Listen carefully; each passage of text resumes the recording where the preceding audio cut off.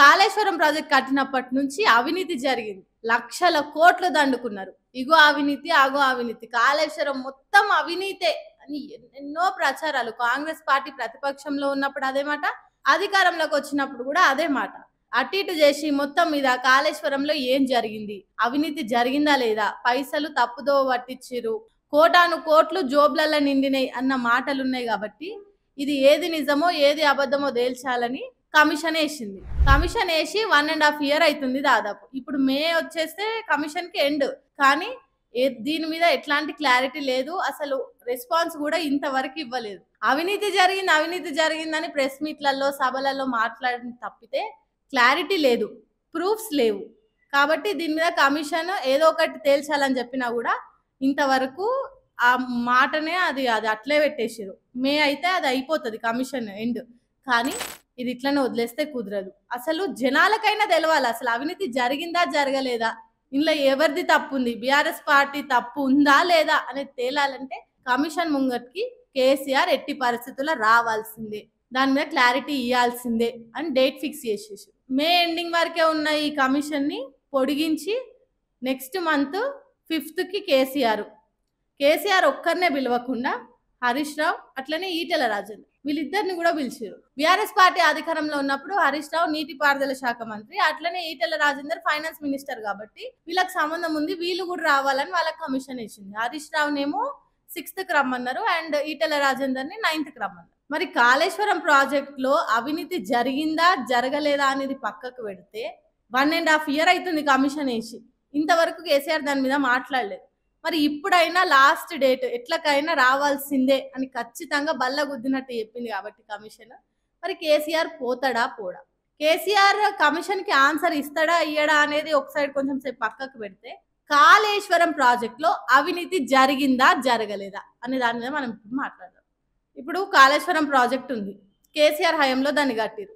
అంతేగాని కేసీఆర్ 24 గంటలు ఆన్నే కూర్చొని ఆ ప్రాజెక్ట్ నే చూసుకుంటా కూర్చొని అది మంచి ఉందా, కరెక్ట్ ఉందా, ఫెయిల్ అయిందా, కుంగిపోయిందా, కూలిపోయిందా అనేది చూసుకునేంత టైము అప్పుడులో ఆయన సీఎం, ఆయనకు అంత టైం లేదు.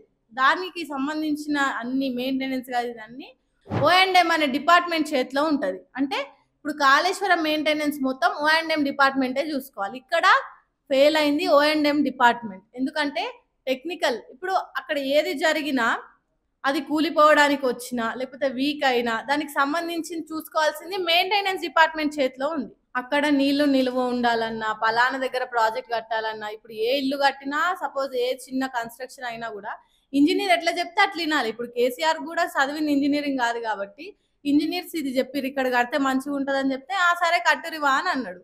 దాని మీద ఇంతవరకు కనీసం చిన్న క్లూ కూడా దొరకలేదు అవినీతి జరిగిందని. అవినీతి జరగని క్లూ లేనిది అట్లెట్లా ఓపెన్ గా అవినీతి జరిగిందని చెప్తారు.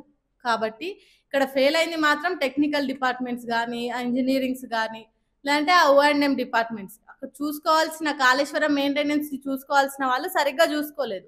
ఈ విషయంలో half of the part engineers ఆఫీసర్స్దే ఉంటుంది. ఆఫీసర్స్ తప్పు చేసినంత మాత్రాన కేసీఆర్దే తప్పు. ఇంకోటి వాళ్ళు ఏమంటారు, కొంతమంది ఆఫీసర్స్ దీనికి కర్త కర్మ క్రియ మొత్తం కేసీఆర్ ఎట్లా చెప్తే అట్లే చేసినామని వాళ్ళు అంటారు. ఇంకొంతమంది సైలెంట్ గా, కొంతమంది రేవంత్ రెడ్డి సపోర్ట్.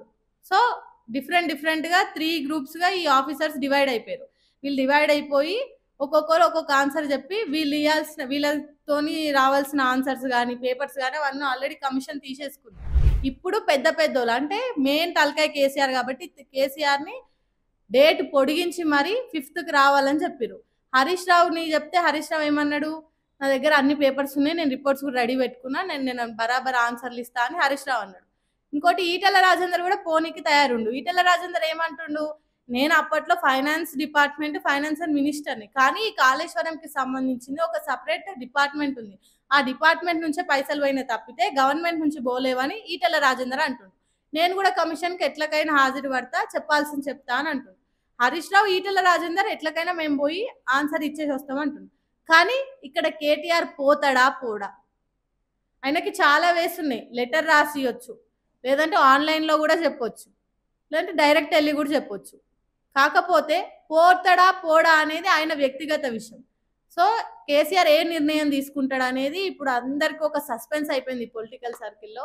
ఇంకోటి apart from government, BRS party ఇవన్నీ పక్కకు పెడితే కేసీఆర్ ముందటికొచ్చి మాట్లాడాలి దీని మీద. ఎందుకంటే అవినీతి జరిగిందని 10 సార్ల అవినీతి అవినీతి అవినీతి అని ఓకే దాన్ని మాట్లాడి కాళేశ్వరం అంటేనే ఒక అవినీతి ప్రాజెక్ట్ అనేటట్టు చిత్రీకరించారు. కాబట్టి దీని మీద కేసీఆర్ ఏదైనా నోరిప్పి మాట్లాడితే, ప్రూఫ్స్ చూపిస్తే అప్పుడు ప్రజలకు కూడా తెలుస్తుంది. ఎందుకంటే ప్రజల సొమ్ము కాబట్టి. గవర్నమెంట్ ఏం దాని సొంత పైసలతో పెట్టలేదు. గవర్నమెంట్ దగ్గర ఉన్న పైసలు అంటే గవర్నమెంట్ అంటే పబ్లిక్. కాబట్టి పబ్లిక్ కి తెలవాలి. ప్రతి ఒక్కరికి కాళేశ్వరం చరిత్ర తెలవాలి. కాళేశ్వరంలో అవినీతి జరిగిందా జరగలేదా అనేది తెలవాలి. కాబట్టి కేసీఆర్ బయటకు వచ్చి మాట్లాడాలి. మరి చూద్దాం, ఇంకా డేస్ టైం ఉంది కాబట్టి కేసీఆర్ బయటకు వచ్చి ఏం చెప్తాడు. కాళేశ్వరంలో తప్పు ఉందని తేలుతుందా లేదని తేలుతుందా, ఇందులో కాంగ్రెస్ గవర్నమెంట్ తప్ప అంటే అవినీతి జరగకుండా జరిగిందని చెప్పడం, కమిషన్ వేయడం కాంగ్రెస్ గవర్నమెంట్ తప్ప లేదంటే కేసీఆర్ తప్ప, చూద్దాం.